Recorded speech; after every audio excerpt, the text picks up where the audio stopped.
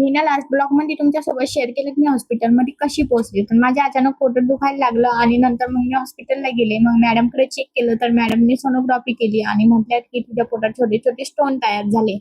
आता म्हटलं कशामुळं? तर मग त्या बोलल्या की पाणी कमी पिलं. आता पाणी कमी पिलं म्हणलं ना, तर माझ्या नवऱ्याने माझ्यावर फायरच करून टाकली.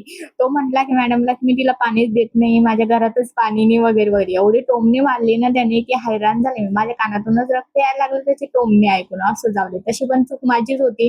तर मॅडमला बोलले यावर उपाय. तर मॅडमने 1 मंथच्या औषधी दिल्या. आता मी त्या ट्राय करणार. त्याच्या बाद चेकअपला जाणार आणि हो, अजून मी ना याच्यावरनं घरगुती पण उपाय ट्राय करणार. तुम्हाला जर असा प्रॉब्लेम असेल आणि घरगुती घरगुती उपाय जर हवे असेल तर मला नक्की कमेंट करा. मी तुमच्यासोबत नेक्स्ट ब्लॉगमध्ये नक्कीच शेअर करेन.